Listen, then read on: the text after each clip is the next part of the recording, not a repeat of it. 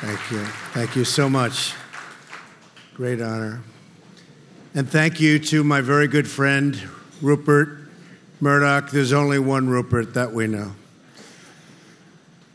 But for helping to keep this history alive, and he's been working on this for a long time. He loves Australia. And for the next generation. And thanks also to the legendary, talented golfer, Greg Norman. I used to think I was a great player, and then I played with Greg one time, and I said, well, I'm not going to play golf for a living. He saved me a lot of time, I'll tell you that. And thank you to everyone here tonight for helping us to honor and remember those very brave souls who answered the call of freedom. Also to Anthony Pratt, who just pledged $2 billion. And that's peanuts for Anthony, if you know Anthony. Come on, Anthony, you can do better than that. Thank you. Thank you very much, Anthony. That's beautiful. It's really a special privilege to be back on the Intrepid and to address both American and Australian heroes. Melania and I are thrilled to be joined by a very, very special Prime Minister and his wonderful wife, Lucy, who I've just gotten to know. And, you know, they said we had a rough phone call. We really didn't have a rough phone call, did we? Everyone's talking about this phone call. The media was saying, what do you think about the phone call? You didn't really hang up. No, we had actually a very nice call, right? Good. Now the record is straight. All of those people back there. Thank goodness. It's true. We had a very nice phone call. A little testy. Got a little bit testy, but that's okay. We've had a very good relationship, and I'm very proud of the relationship. Thank you very much, Malcolm. The Prime Minister and I have just finished a productive discussion about the interests of our two countries. Together, we discussed crucial issues ranging from national security to trade, to immigration and enhanced economic cooperation. We reaffirmed the tremendous friendship between the United States and Australia and the vital importance of our security and our alliance. The armed forces of our two nations are operating side by side almost every day, fighting to defeat ISIS and the scourge of terrorism. And we will eradicate terrorism.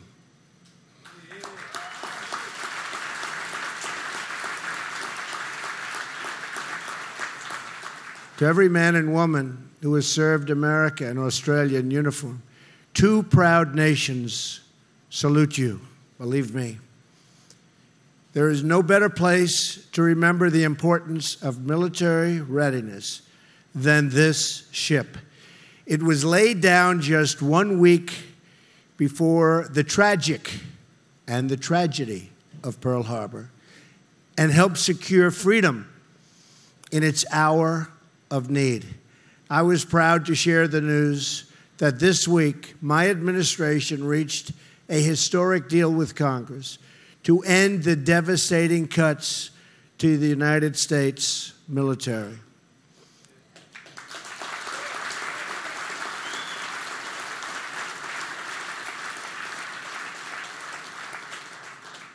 I don't know what they were thinking when they started cutting, but we've got it all coming back in big league, believe me. It's coming back fast, ordering lots of planes, lots of ships, lots of jobs too, by the way. We will add more than $25 billion for national defense in a short period of time, and we will ensure that our service members have the equipment, tools, training, and resources that they need and that they so richly deserve.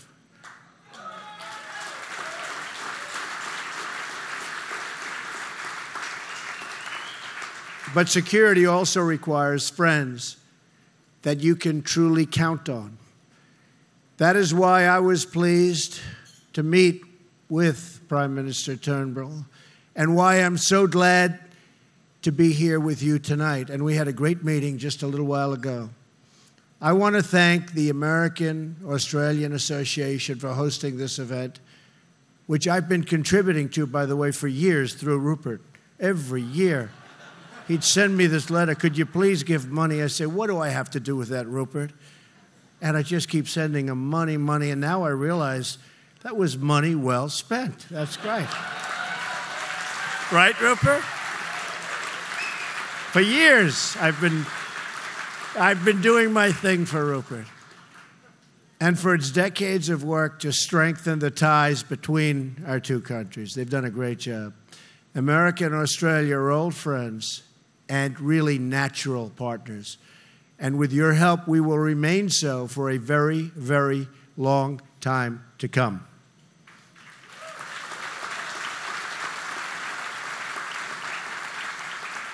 Our two nations were born as the rebellious children of the same parent.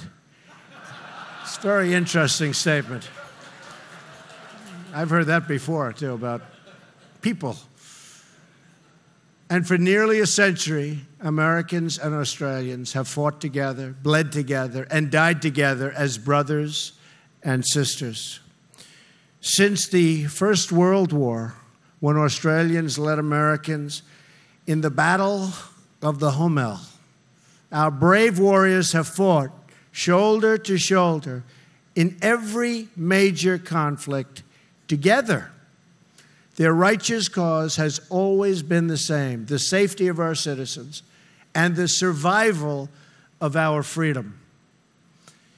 From the beaches of Normandy, a vicious, vicious fight, to the jungles of Vietnam and the desert landscapes of the Middle East, where lots of progress, believe it or not, after all these years, is being made. Americans have had no better friends than the Australians. I mean that.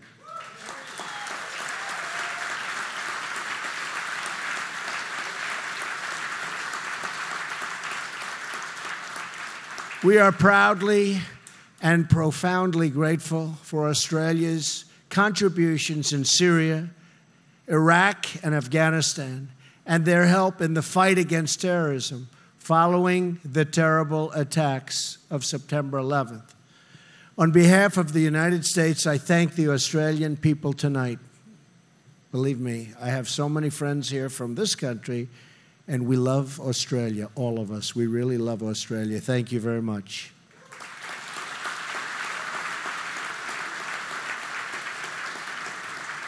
I know there are many active duty service personnel from both nations with us in the audience, and I want to express our gratitude to each and every one of you.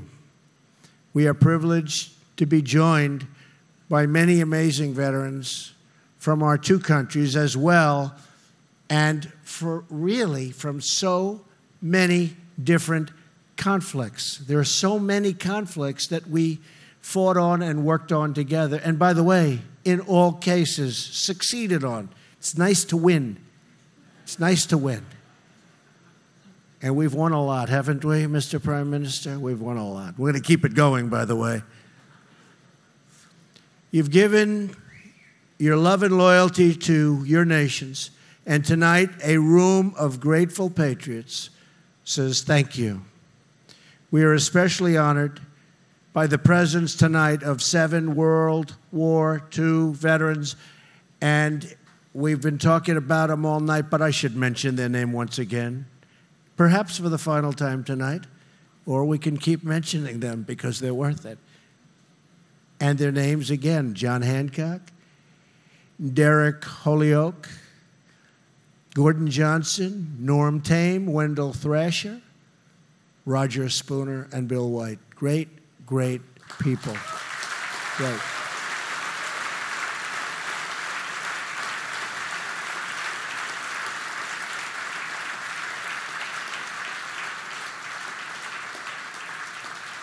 These men stood at the breach in the battle to save civilization, and their sacrifice kept us free. Exactly 75 years ago this week, these men saw that historic battle with their own eyes.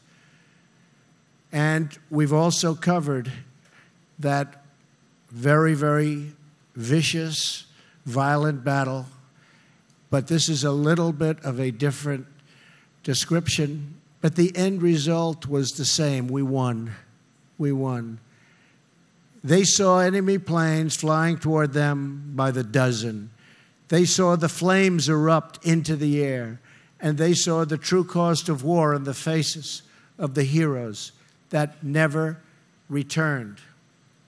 On this special gathering, on this special night, we remember the courage of these men and every man, Australian and American, who fought in the Battle of the Coral Sea.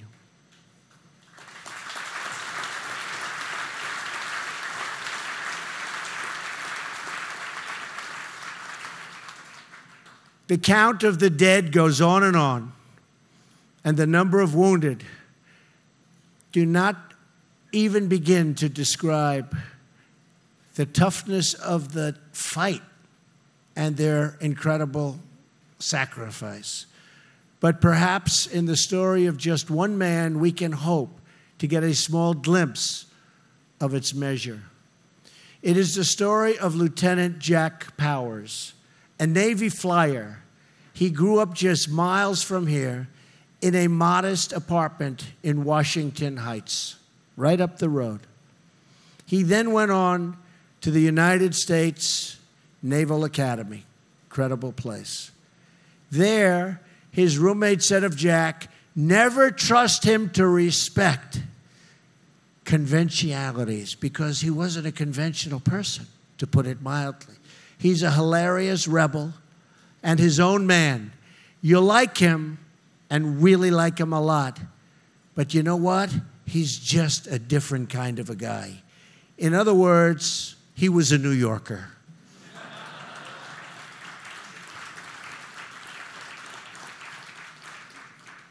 By the attack on Pearl Harbor, Jack had already served 6 years in the Navy. In the 6 months that followed, the Allies suffered many defeats and many, many casualties. Japan captured footholds all across the Pacific and now was closing, and really fast, closing in on Australia. In May 1942, the invasion fleet moved on. Port Moresby, the vital base just a few hundred miles from Australian shores. It was there off the coast that American and Australian ships met the enemy in the Coral Sea. On the morning of May 7th, Jack Powers launched his dauntless dive bomber from the depth and deck of the Yorktown. He was some flyer, I can tell you that, some great flyer. Soon, he dived straight at an enemy carrier and dropped his bomb so low, he was almost caught in the blast, and he was badly hurt. But he escaped, and the carrier sank. That night on the Yorktown, Jack urged the other pilots to take the same risk. He said, that's the way you do it. That's the way you win. That's the way you sink them. Whatever the cost, even if it costs you your lives, that's the way you sink the ship. The next morning, he pressed his point again. Remember, he said, the folks back home are counting on us. I'm going to get a hit if I have to lay it down right next to that flight deck. In their courage, they turned the tide of the Pacific War. They had tremendous success. They were knocking out ship after ship. That day, Jack flew his plane to another carrier, straight into a hail of oncoming lead and fire, to land a devastating blow on its deck.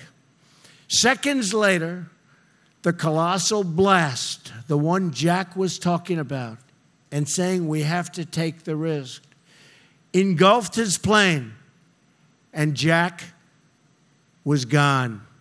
He was dead. He was brave, but what a job he did. Sometime before Jack died, he sent a wire home to his father in New York. It read, "Dear Dad, 1,000 miles away doesn't make any difference. Your bad son is thinking of you, hoping that he is worthy of being called a chip off the old block." His father was a tough cookie also.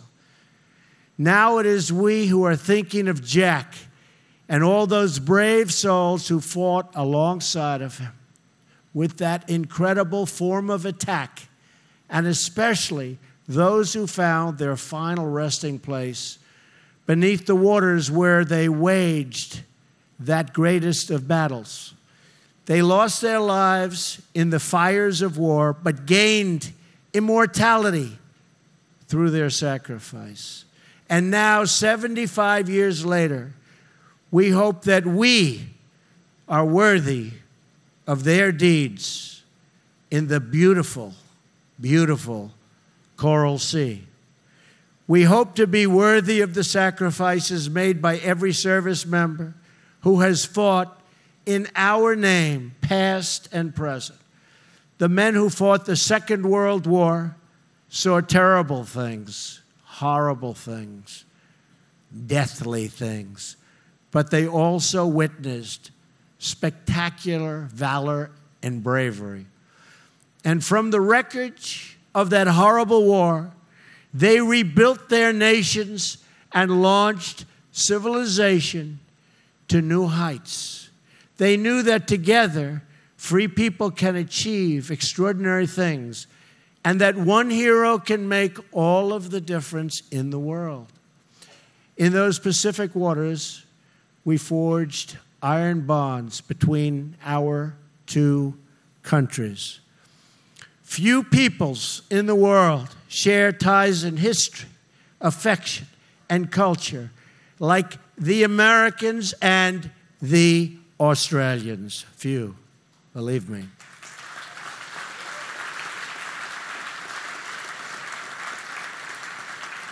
Those ties were sealed with the blood of our fathers and grandfathers, and those same ties are now the priceless heritage we celebrate so beautifully tonight.